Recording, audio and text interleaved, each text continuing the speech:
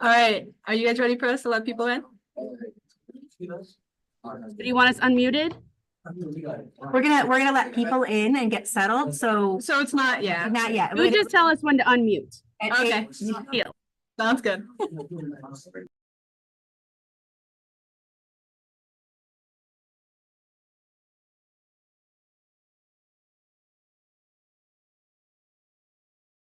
You'll say welcome or we're letting you get in.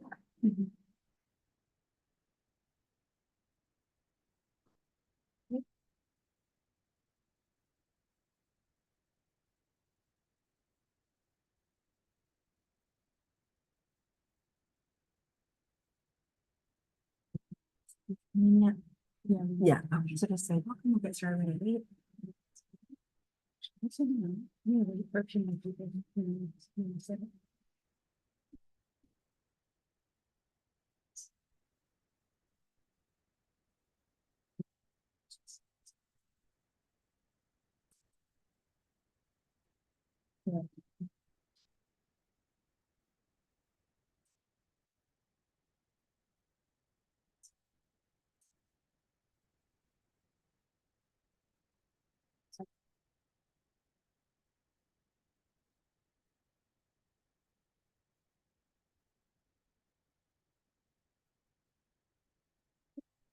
All right,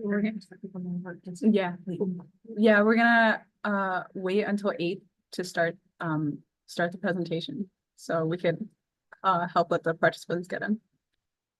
And you wanted to say, so you can, participants, you can ask questions. Our presenters would love questions. And so you can send those in the Q&A. And you want to take an opportunity to ask lots of questions.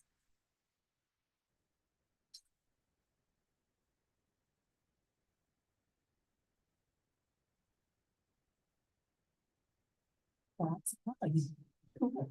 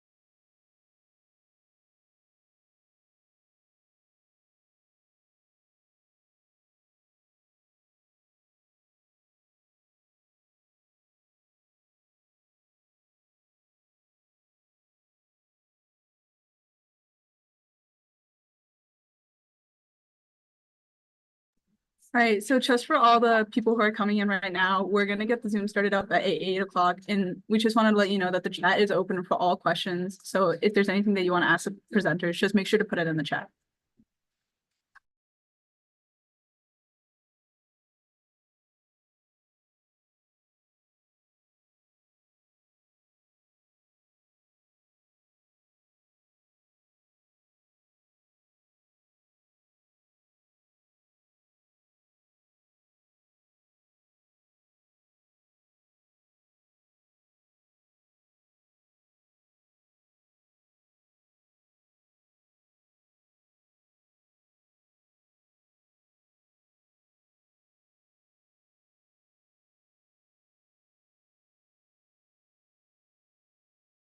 Okay, so we're gonna get started now. If that's all right with you guys, you could unmute now. Hi, everyone. Good morning. Welcome to Elgin High School's 2024 final day of the NBTI. Today, we have 2 presenters. We have Deborah Ganyon, who is Environmental Education Manager at the Bartlett Nature Center, a facility at the Bartlett Park District. And with her, we have Mike Diamond, who's the Nature Coordinator at the center. All right, so you guys could take it away whenever you're ready. Great. Good morning, everybody. Glad to be here, first of all. We are here to talk to you about exotic companions.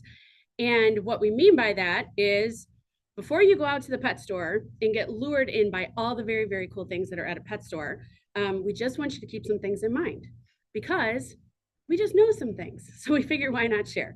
So to start off, just want to share a quick little story with you that is just something that sticks in my mind. And it's brought to us by a 2-year-old little girl. So these are a pair of Keen's shoes. And I'm hopeful that a lot of you have seen these in your lifetime. They're really good to hike with. My daughter was adamant about having these shoes because her older sister had these shoes. So off to Nordstrom we went when she was 2 years old because she had to have blue shoes.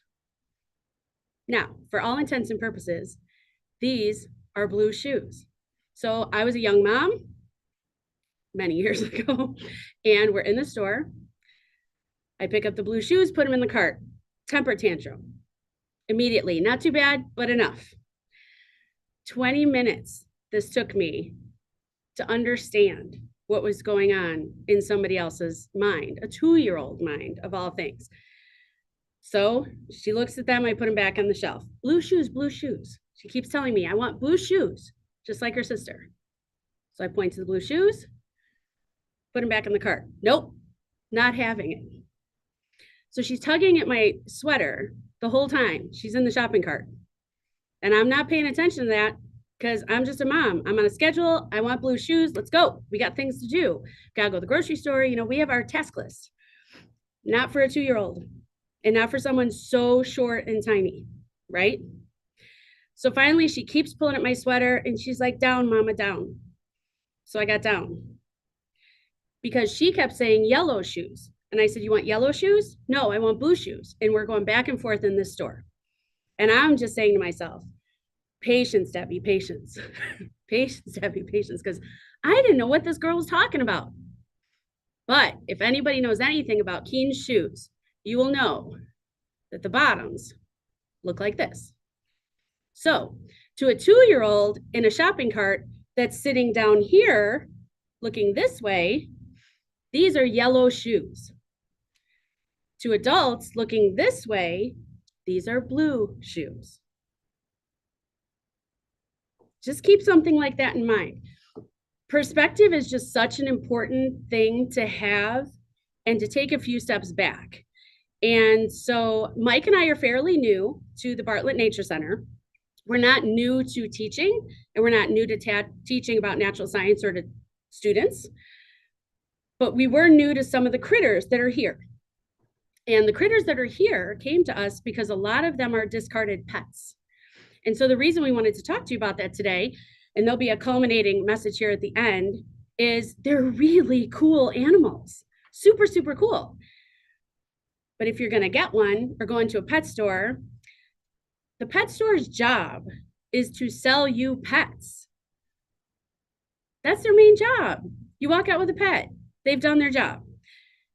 Now your job is to realize that a lot of these pets will outlive you, or when you go to college, your parents will be stuck with them and they won't know what to do with them. So we've brought a bunch of animals here today to show you, to see what we're talking about and to give you a little taste of what the Bartlett Nature Center is all about and how great it is, how cool these animals are. So every once in a while, Mike and I are going to duck a little bit because we have to grab things and we need our hands.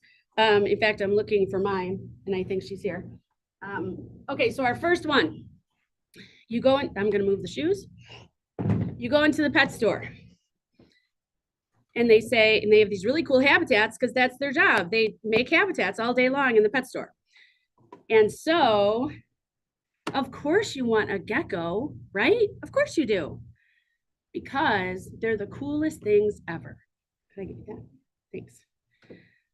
So this little lady, can you see her? There you go. We could do that.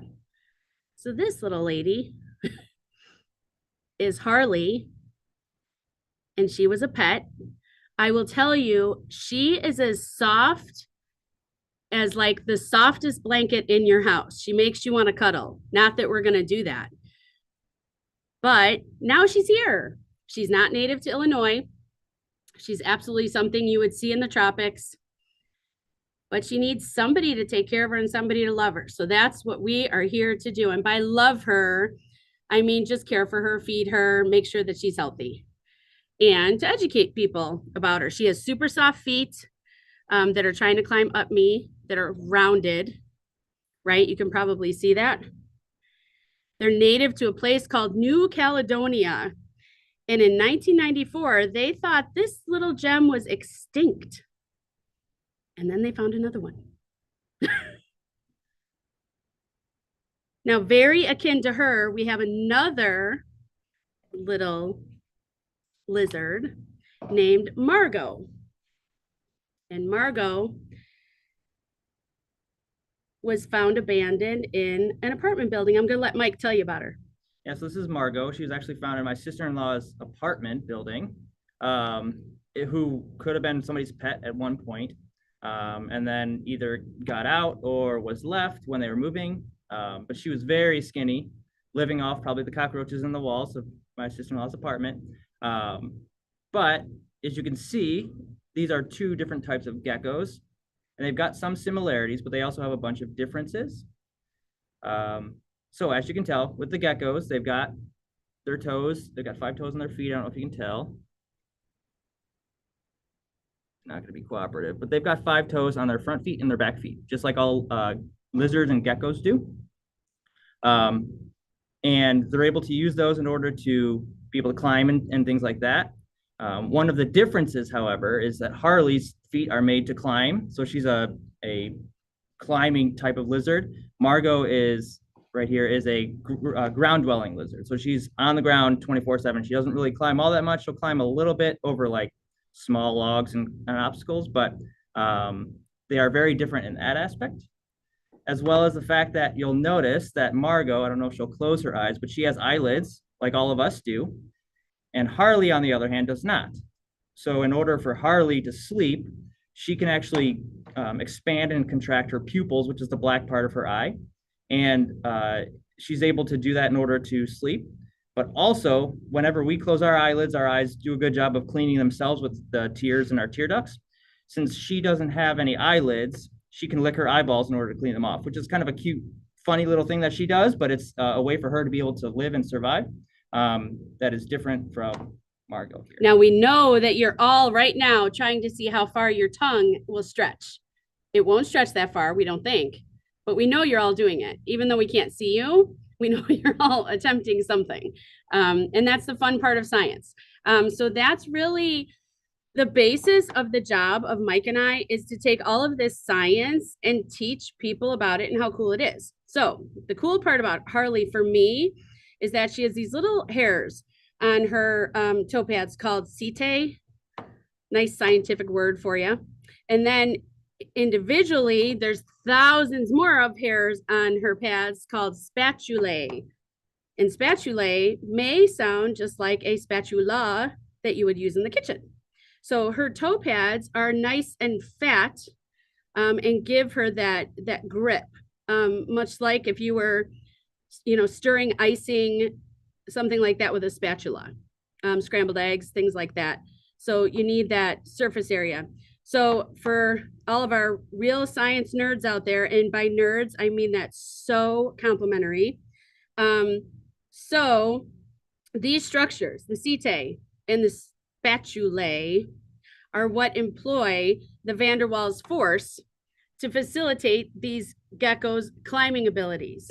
So those two things need to work together to make that happen. Otherwise, she would not be able to let that happen. So these two little guys were pets. And long before Mike and I arrived at the Nature Center, they were given to the Nature Center. And that's what we're going to use them for. We're just going to use them to educate others. One last cool thing that I want to point out about the leopard gecko versus the crested gecko is the leopard gecko here has a big fat tail. And the leopard geckos are able to drop their tail as well as the crested geckos if they sense danger or a predator is trying to chase them, in order to lure the predator away from themselves and to eat the tail. Margot here can actually grow her tail back up to a couple times. However, Harley, once she drops it, the tail's gone for good. So that's just a couple of another differences in how they are able to adapt and survive and live their life. Okay, so quick little goodbye from our lizard friends, Harley and Margot. All right, now on to what I call the big guns. We have a lot of reptiles at the Nature Center. Native, non-native, and a lot of people don't like snakes. And snakes have such a great story to tell. You just have to get people over to the aquarium tank to talk about them. So we are going to show you Fred. We're going to give each one of these animals has a name here at the Nature Center. So we're going to tell you that. Fred is our corn snake. Mike is going to grab Fred for us. We have them all hidden under a black drape, just so that you know that, to keep them kind of calm and ready for this big performance. Otherwise, you know, we don't want to stress them out too much. Corn snakes are pretty cool creatures in that they were named for the pattern on their scales, in that it looks like corn. So this orange, beautiful male snake, so we gave you a black backdrop here so you could see him better, is Fred. And if you want to tell him a little bit more about Fred, you may go right ahead. Sure. So here's Fred. And like you can tell by the corn, they call them corn snakes because on the bottom of their body, they look kind of like an ear of corn, little corn kernels, which is kind of where they get that name from. But as you can tell, Fred is a corn snake, and he's very long. He's probably around 5.5 to 6 feet long. He's one of our longest snakes that we have at the Nature Center. And as you can tell right now by his tongue, he uses his tongue in order to taste the air. So snakes don't smell all that well, but they can use their taste sensors on the tip of their tongue in order to taste the air and kind of taste the area around them in order to smell and see what's around them. And as you can tell here on the left side, it looks kind of like bedding, but that's actually stuck shed. So one of the things with owning snakes that you have to kind of take into account is that sometimes snakes will have a tough time shedding.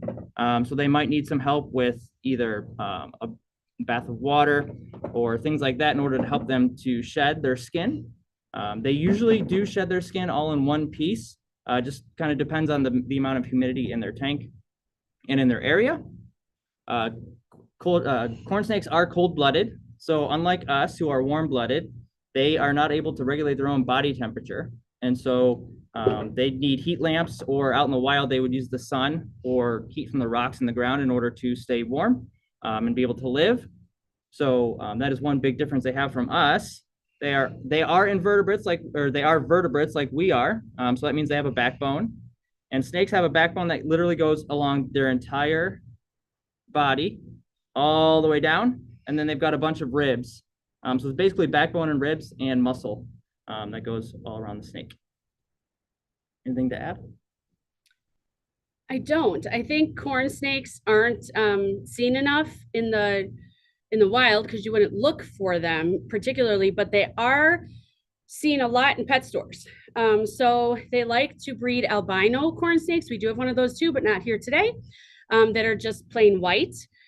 So they are a very, very sought after species in the pet store marketplace.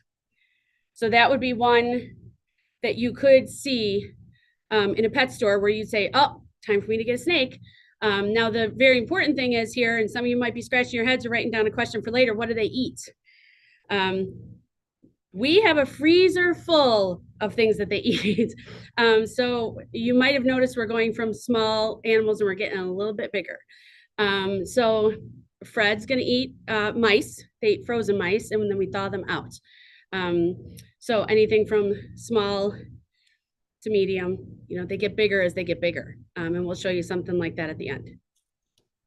Okay. I'll let Mike take that one away so I can bring this one in. This is my favorite snake because I am deathly afraid of snakes. Now, would you ever believe that in a million years? My older brother used to watch a show. I don't even know what it's called. If he watches this YouTube video, he's going to tell me and remind me, where it was a human turning into a snake because they were injecting him with venom. It was totally fake. But I was little and it scared the pants off of me. And one of my mentor naturalists in 1993 taught me how to do this with a fox snake. So fox snakes are my favorite native snake. They're native to Illinois. This is Mickey. This snake got that name because the pattern on Mickey, it's going to be hard to see on a computer screen, looks like little Mickey Mouse ears, like the kind you would wear at the park. So it's a little bit tricky to see. Got it set right here. Show that. Yeah, you see, oh, right there. Perfect, perfect. Did you guys see that? Super great snake, really active, really acclimated, really the showcase of the snakes in Debbie's opinion. And I think it's because he knows it's Illinois. He knows he's supposed to be here. He's comfortable with the temperature. He is what they call a North American colubrid in the temperate zone, if we're talking in scientific terms. It's just a type of snake, and the temperate zone is where we live. So he is very comfortable. Some of the snakes that we have are from the tropics, and then they just kind of sit because they need 90 degrees and a ton of humidity. He does this. He, if we were to give him human emotion, he likes to play, and he's not really playing. He's just being a snake, but he likes to move, and he likes to just be out and about. He just likes to be a snake. And I think it's all because he's from this area. He understands the temperature and, in your terms, the vibe, if you will. And this is Mickey. Snakes usually don't eat anything larger than their head. So if you're thinking, what kind of mice, do you give these guys? I mean, you could see his head. It's pretty tiny. So he will look for things. Not here, we have to give him things, but in the wild, he would look for things that match his head. One of my favorite things about Mickey is he's named a fox snake because they emit an odor like a fox, and a fox emits an odor much like a skunk. So they have that musky smell. So if he were in danger right now or felt threatened, he would start smelling pretty poorly. And he's not, which is great news. But that's why he's called a fox snake. So if he's threatened in the wild, they'll put off that scent as one of their sort of threatening behaviors. The other thing, though, that is absolutely my favorite is this little tail right here will go up and rattle, not like a million times faster than this, like a rattlesnake. So that's one of their mimicry talents, is that they can rattle their tail like a rattlesnake, and it wards off predators. And I just think that's the coolest thing, that they are able to do that. Super talented for one of our natives. You will find this in the prairie here at James Phillips State Park. That's where the Nature Center is located. And nothing to be afraid of. So we have a few questions in the chat, and this is in regards to the geckos that you were showing earlier. Sure. So we had, you said that one of the geckos is native to the tropics, and somebody asked, how well does it fare in Illinois? And it also says, are there any geckos that are native to Illinois? It's a good question. That's a great I question. will tell you that the geckos that we have that are not native to Illinois, and they're in the tropics, we have to keep the humidity up in their tank. Harley's tank needs to be about 82% humidity. So that includes misting and putting different types of substrates in there that hold the water and hold that humidity for them in order to be able to live. Margot is more of a dryer. She doesn't need humidity. She's from kind of like Iran, Iraq, that kind of area of the Middle East, which is very, it's not very humid. It's very dry. So they don't really need that type of humidity, but they do need that heat still. Thank you so much. Hopefully that helps. And it can be difficult to keep that humidity at 80%. So we'll mist her tank often, and she's in bark chips on the bottom that should be really soaked readily. And every morning we come in, she's at 30 to 40%. So it's a commitment to keep her hydrated, if you will, but they need to be really wet. If you think about going to like Brookfield Zoo and going into a snake house or Tropic World and how wet you feel, that's how wet they need to feel. So it's like being in South Florida, they need that all the time. So it is a lot of different care. Thank you so much. And another one of the question was, what are the financial costs that are associated with owning exotic animals like the geckos? Perfect. Okay, so I was going to get to that at the end. So each one of these animals is different, and it is financially, you have to be prepared, but also time-wise, you need to be prepared. And a lot of people say time is money, so they can kind of go together, right? So Harley really should eat every day. She needs insects and a certain type of food that she would find in the tropics. So it has to be hydrated. And then she has to be misted usually twice a day. So it's not an animal like a cat or a dog where you can just sort of like have a litter box, put out food, and they do their thing on their own, right? They need constant attention. And that's a lot of times with exotics, things that people don't understand. So we're always monitoring her hygrometer. That's the humidity. If you come into the nature center, you'll notice these little buttons that look like thermometers, but they're called hygrometers.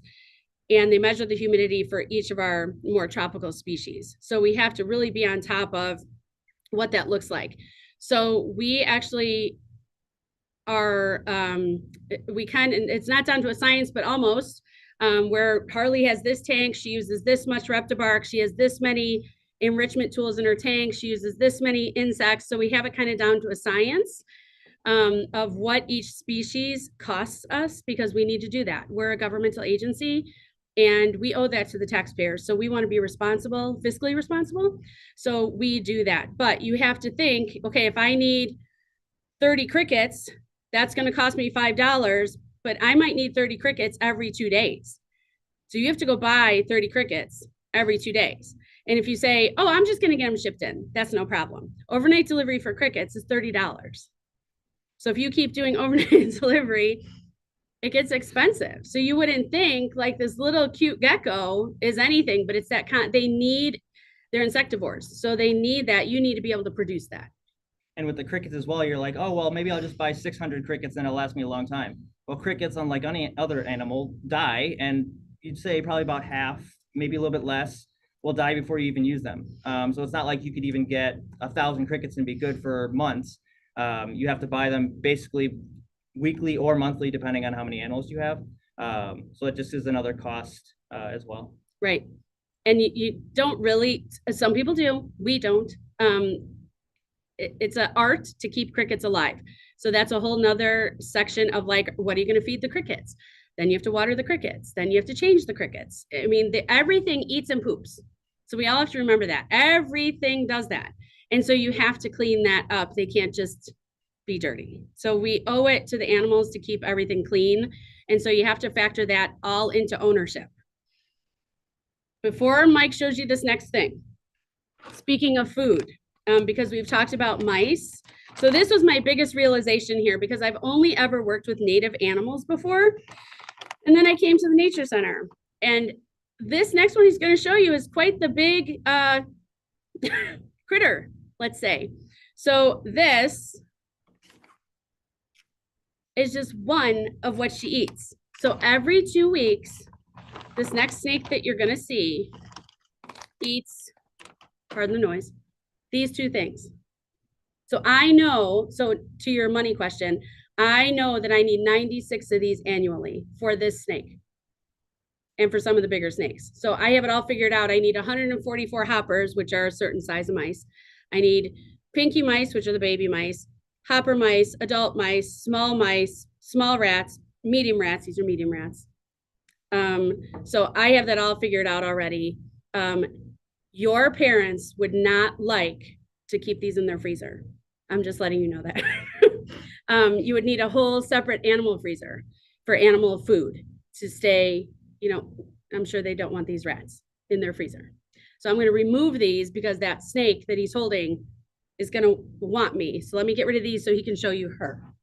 So you may see me fumbling around. This snake is one of our bigger snakes and it's a lot heavier. I'm trying to use my arm muscles that I'm kind of sore with. But this is Phoenix, and Phoenix is a Peruvian rainbow boa. And you may not be able to tell it right now in this light because she looks like she's about probably a week or two out from being shedding. So she's not as vibrant, but she'll have this kind of iridescent glow to her with the light bouncing off of her. Can we do any of that? I don't know. But she has this kind of an iridescent glow, which makes her very beautiful, but also makes her, more people want her because they look so pretty. And a lot of people in the snake game like snakes that look cool. So with her, she's a very big snake. You can tell that she's wrapped around my hand pretty tightly. All the snakes that we've shown today are all constrictors. So there's kind of two separate thoughts to it. There's constrictors, which when they grab their food with their mouth, squeeze it till it dies, and they swallow it whole. And then there are snakes that are venomous. And venom, which is different from poison. Venom has to be injected into whatever it's given. Poison can be touched or put into your mouth. So think of like a poison arrow, dart frog. You would have to touch those in order to get the poison onto you. Snakes, however, are venomous because they inject it with their teeth. Their teeth are hollow, and they inject the venom to kill whatever their prey is, and then they swallow it and eat it. But you'll notice that she is very, very big, very thick. And she's got a bigger head, which causes her to have to eat bigger animals. So that's why she's got those 2 rats that she eats. And again, with vet care, I talked about this with the stuck shed that was on Fred's head. If I can get her to move the way I want her to, she has got some pretty gnarly stuck shed on the top tip of her face. Right there. And it's kind of constricting her being able to see. So I'm kind of careful with her right now just because she doesn't see all that well. So you got to make sure that you're not surprising her with anything. But she had to take a visit to the vet. And you can't just go to any vet. Not every vet takes snakes like this or exotic animals. So you have to go to a vet with exotic animals, which can be costly depending on the type of snake, the issue that it has. You may need to give the snake shots, which we have to give injections every 3 days for probably about a month. And so she, needed a lot more care than you would normally do for any type of other animal. And it's a little bit different of care. It's not just like, giving them peanut butter with a pill in it. They can't swallow a pill. So you have to give them injections and shots. And if you're afraid of needles, that's another thing, that could be an issue coming up with this. Right. So when I first arrived here, Phoenix was breathing really hard and laboriously, wheezing. And I'm sure you guys have experienced this. If you've ever had a cold or a sinus infection, or especially during the pandemic, terrible, right? But she was terrible. You could hold her up and she was just, it was bad. And so we finally found an exotic vet that took a look at her, and she let us know that she had a bacterial respiratory infection, and she probably had it for about the last 18 months. And so she was able to give us these shots that Mike is referring to, and we had to go under her scales into a meaty part of her, which you wouldn't believe, but like this is a bony part. It's her backbone, her vertebrae, just like you have. And then her meaty part, her muscly part, you can feel. So we had to go under her scales and give her a shot. And boy, does she react just like any of us would. She tenses up and wants to wiggle out of your hands. So it's a bit of an art. But for a month, she had to have shots, and now you can't hear her because if we're really quiet, you don't hear anything. And you're not really supposed to hear snakes hiss, but this one, you could hear all of that breathing and mucus and snot that was in her. So right now she's doing very well and much healthier. So she needs bigger rats and care. So we definitely had to find that exotic pet vet, which is great. There's my plug for Lake Street Veterinary Clinic and Dr. Grazita, because she has been phenomenal to work with. And she helps us out tremendously. So as you can tell too, you can kind of see my hand. She is very strong. So I got a little bit of constriction of my blood flow in my hand. It's fine. It's not that bad, but she's a lot stronger of a snake as well. So you just want to make sure that you're careful because these snakes could do harm if they really wanted to, which is why we never wear snakes. We don't put them around our necks like you see in all those, MTV or music videos.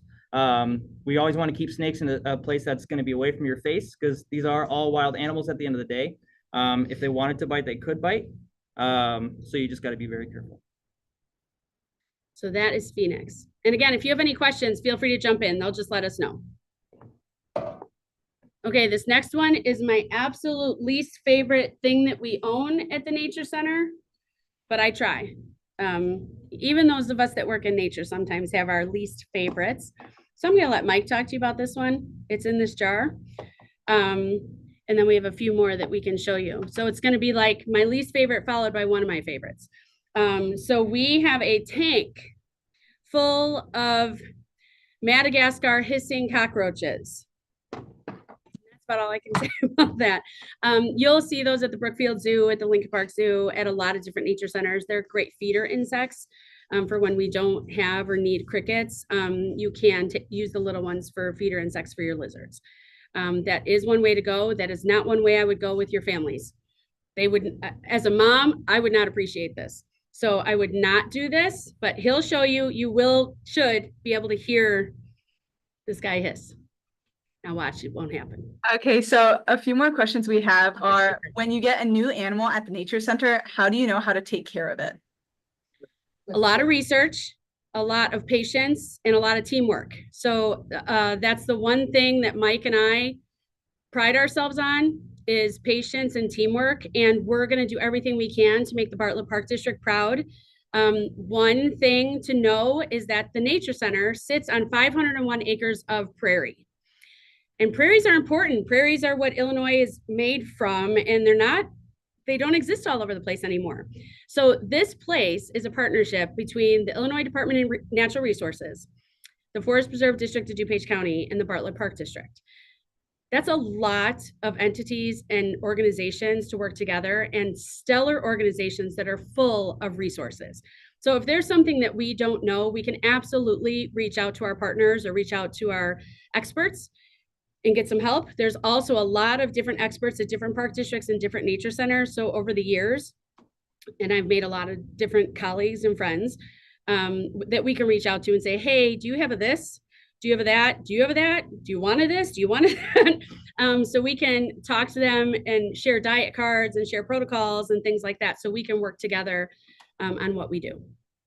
Great, thank you so much. And then another question we have is, do you have any kind of endangered animals at the Bartlett Nature Center? Absolutely. We're keeping that for last. Yep, my favorite. Okay, sounds good. And First, your cockroach. the last question we have is, what kinds of animals do you guys have for public view at the Bartlett Nature Center? All of these are for public view. So right now we do have a few that are in what we call the back. So if some need extra care, if they're being like medicated, things like that, we are keeping them in the back. Right now, a lot of them are on exhibit. If they need to be off exhibit, we just have them back in our office and people can always ask. Right now we have a hog-nosed snake that's off exhibit. Phoenix right now is off exhibit while she figures out this shed that's going on in her eyes, and the veterinarian knows about it.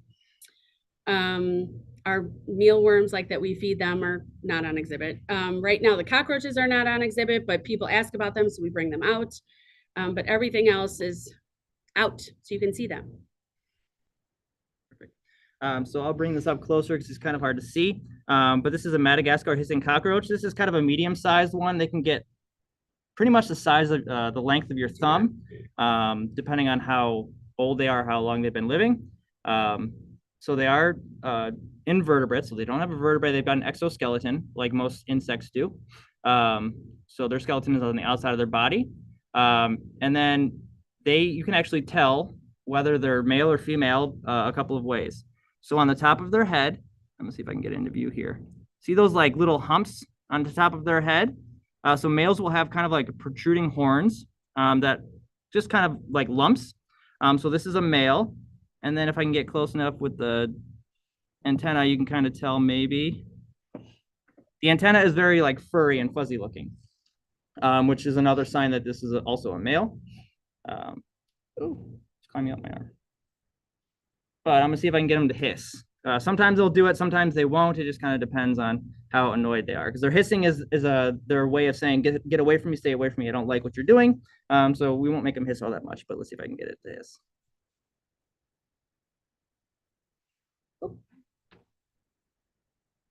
Nope. So, like I said, he's just kind of checking out the area. You can see his antenna's going crazy, and he's got his little kind of like mandibles, if you can tell, down at the bottom of his hand or his head on my hand. Just kind of like trying to figure out the area, figure out what he's currently standing on or walking on. But they are kind of cool. They are very weird feeling, as any insect, can be if they're crawling up your arm. But they can crawl basically up any surface. So with our Madagascar hissing cockroaches, you actually have to put like a layer of Vaseline around the edge of the tank so that they can't escape. Otherwise, you'll have cockroaches all over your house. These guys breed very, very much. Every, I think, month, they can have up to 60 babies. And the way they do it is they have eggs that come out, and then the eggs hatch inside their body, and they're able to actually come out and have that many. So with us, we have so many cockroaches in the back that we're actually have kind of a feeder colony that we feed some of our bigger reptiles with that eat insects. And these cockroaches are really no different than just cockroaches.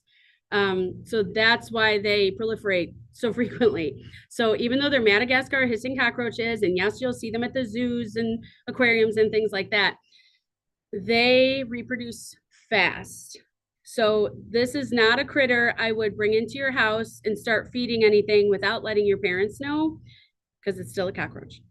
And if they get out, you're still going to have cockroaches. So you really don't want to do that without any sort of permissions. That's a big one. And I'm telling you this from my biologist, scientific self, and my mom self. So that's not one I would do. However, and they also do not have wings like other roaches. So these guys don't fly. They're just kind of ground dwelling. if you had one of these, this is Pancake. If you had one of these, Pancake loves those. So we have some little ones here. Ooh. And we thought you might be a little entertained watching Pancake have a little snack. So just like when your dog comes in, maybe after going to the bathroom or rolling over doing a trick, and you give your dog a treat, this guy loves treats. Pancake is a central bearded dragon. We have two of these at the Nature Center. Pancake is one, Cleo is the other. Cleo, in my opinion, only gets a bad rap. A little aggressive in play, really likes to play a lot. And then there's Pancake. So if we had Pancake here and Mike put a cockroach down, hopefully you're going to see a magic trick right before your eyes, but we got to be able to scoop her up pretty quickly.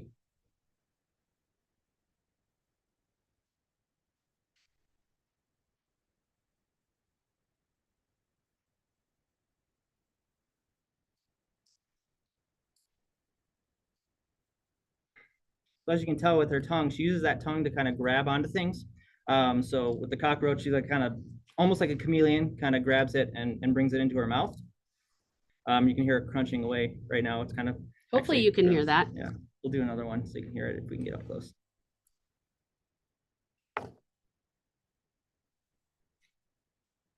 Ooh, that was like a slow motion tongue view. Pancake is probably thinking this is way too easy, because usually we make work out of this a little bit harder, but right now Pancake doesn't realize the video camera's on. Oh, and that's a fast moving guy.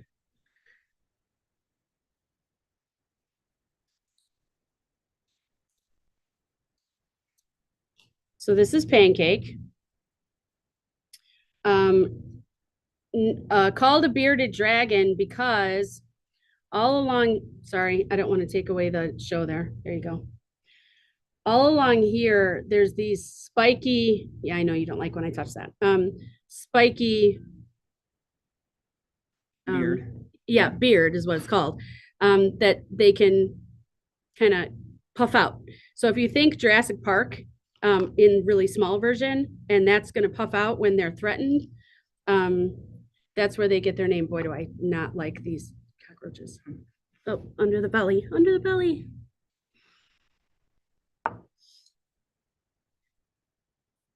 So Pancake is a really great performer, really loves to do animal encounters with kids and with students, and really not normally an animal that a lot of people have, but 2 people had them because 2 people didn't want them anymore, and that's how we got them. So great to have, definitely not native to Illinois at all. Definitely a warm climate animal that needs to be warm. So that's another cost that we can factor into that pet ownership, are heat lamps. When you come into the Bartlett Nature Center, you'll notice all of our animals have heat lamps, and they usually will have a UVA bulb, a UVB bulb, a heat lamp. Some of them have heating pads underneath. So in their tanks, they have to have a cool zone and a warm zone. So you have to provide that. It's no different than you having heating in your house or a warm heated blanket. So we have to keep them warm for all of our cold-blooded friends because they have no way to regulate their temperature. And I'll kind of bring him close now that he's still looking for food. So they do eat insects, but other things that they do eat is they will eat lettuce and different vegetables. So Pancake here is usually pretty chill in the hand. You can actually see some of the green from the lettuce he was eating earlier on the bottom. He's kind of a piggy eater. But another couple things you'll notice with Pancake is his eyes. So his eyes are primarily on the side of his heads. Unlike us who have our eyes on the front of our head, we are able to see really good in front of us. They don't see all that well in front of them, but they don't need to. They need to see behind them and on the side because they have predators that are coming after them. So you'll see if we had a bunch of people here, if we were to move him around, he'll actually kind of tilt his head back and forth to see everybody that's around and be able to tell where people are at or who people are. Also on the side of their head, right here is kind of where his ears are. He doesn't have exterior ears like we do. His ears are on the inside. So he doesn't have, those big protruding ears like we would have. He is not a type of lizard that drops their tail, unlike our other 2. And then they do shed just like everything else. And they will shed, every couple weeks, depending on when they're growing. Every time they shed, they're basically growing still. So they'll shed continually throughout their life. It's kind of like us with our skin that flakes off. With dry skin, theirs comes off in big chunks and big pieces. And they are from Australia, if we didn't go over that already. So again, a dry, arid climate. And that's Pancake. Any questions before we get to our last couple of critters and wrap it up? So we had a question regarding the prairie. So someone asked what kind of animals can be found in the prairies around the nature center? Oh, wow. Lots and great ones. So snakes, coyotes, fox, white-tailed deer. We do have several different kinds of snakes around here, brown snakes, fox snake garter, a lot of birds, and we have a lot of waterfowl because we have little pockets of wetlands. So we do have like great blue herons, white egrets, and migratory birds that come in. So on occasion, we'll get the blue-winged teal or the swans. Sometimes pelicans will come in and rest for migration. Sandhill cranes would be one of my favorites that come in during migration. So we get a lot of similar animals. The thing that makes our prairie really, really unique is we're nestled in 501 acres of prairie. Just to the south of us, if anyone knows Stearns Road up here, or you can look on a map, is Pratt Wayne Woods Forest Preserve, which is the largest forest preserve in DuPage County. There's 3,400 acres of more land just to the south of us. So this property was originally purchased to extend that native habitat corridor. So we are a big extension of that. So there is a lot of open green space up here. So we can get a lot of biodiversity and area for wildlife to thrive and mate in and just be in. Another question we had was, are there different species of bearded dragons, and is Pancake full size? So pancake is full size. As far as species, there are different species that you could see offhand. Also, same species can actually look different. So Cleo looks more spiky and is kind of a darker color than pancake is. You can also have bearded dragons that are more of like a reddish color. It just kind of depends on their like how their DNA and their genes that creates them the way they are, just like they would create you with either your skin color or your hair color, eye color, things like that. So they will be different just depending on even with the same type of lizard. Right. All these animals need care every single day. So whether it's misting in their habitat to keep their humidity high, feeding, cleaning out their cage. Like we said, everything eats and poops. So they will all need water. They all need to stay hydrated. So we always need to check on their drinking water. The snakes need bathing water in case they need to help with their shedding. So each one of these animals needs some sort of attention every single day. Okay, we ready? We're hearing you all say yes. All right, I'm gonna give one a mic. Feel like I'm sliding something secret here. All right, my two favorite animals in the Nature Center, and they're our two newest, and they're probably not even gonna stick their heads out. Here you go.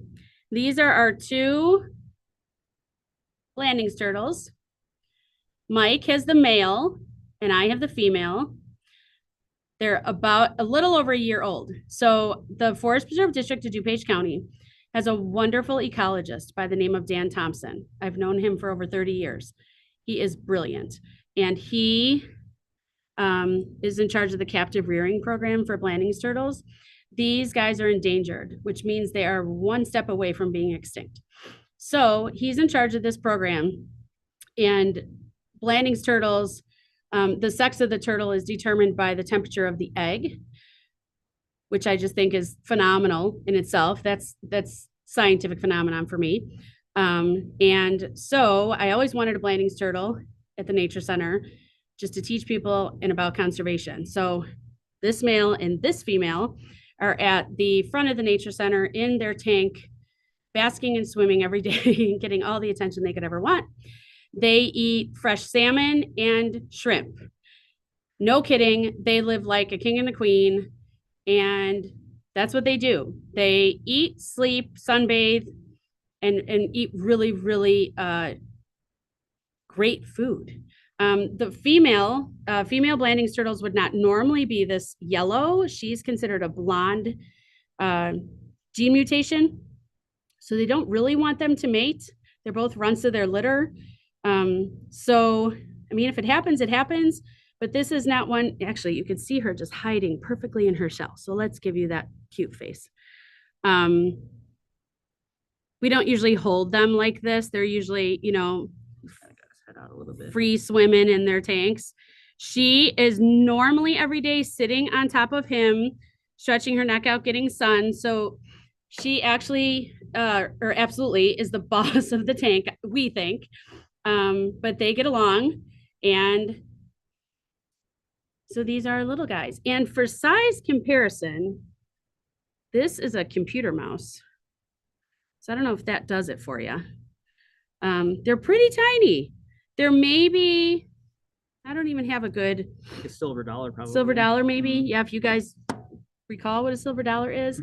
But they're pretty cool. They're pretty cool animals. We do have a population of Blandings turtles up here at the state park that are monitored by Mr. Thompson at the Forest Preserve. There's a nice little side view of her. She's considering bringing her head out, and you can see her little foot right there in the corner. Okay, we have a few questions regarding the turtles. So the first one is, what kind of turtles are in the prairie? Lots of different kinds of turtles can be in the prairie. So in our wetlands, we would have like red-eared sliders, painted, kind of more your traditional, they could be musk turtles, very rarely a box turtle, but more of your soft-shelled turtle, snapping turtles. Those are going to be your kind of typical ones. These are going to be the more rare, but these are the ones that we monitor for and that they look for. Okay, so the next question was, how does Stearns Road impact the wildlife? Do the animals try crossing from one side to the other, or is there an isolated population? They absolutely try and cross the road from one side to the other. Oddly enough, I have not seen too many accidents up here. Now, is that the part of the animal or the people? I'm going to give credit to the people. So the people of Bartlett and the surrounding communities absolutely understand where they live and the community that they live in. So I've seen nothing but very caring people up here.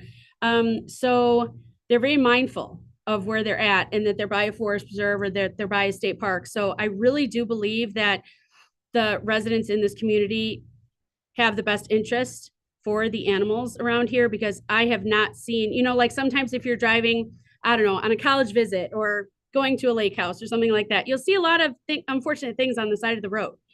You don't see that up here. So I really give credit to the community members up here for being proactive. Unfortunately, maybe the animals are just as smart too, but I really think it's the community members. So the next question is, what are the blanding turtles predators and are they endangered? Are the blanding turtles endangered? Yes, they're very endangered. Sorry, I just scared her. They are most vulnerable at this age. Did you guys all just see her go whoop? They're a good snack at this size. So the toughest part is when a blandings turtle has the hatchlings. They're nice and soft still. So as soon as they're in a body of water, so many animals, birds, other turtles, fish, anything, raccoons, anything can just gobble them up. It's just like having a chicken nugget. It's just they're so tiny and small. And if there's going to be a lot of hatchlings in one area, it's just easy pickings. So they are endangered. They're trying to save their population. Oh, now she's coming out and she thinks she's going to crawl and swim and do everything. So they're trying to save them. Predators can be all of those animals because they're just, right now her shell's getting a little bit harder. And the bottom of her shell is kind of cool too. It has kind of a neat pattern. But they're easy to eat. Sounds silly, but animals find a way. Like when you're hungry at home and you're kind of going through your house and you're like, Mom and Dad, I have nothing to eat. You find something. You can find anything to eat. You can mix just about anything to make it work. Well, animals can do the same.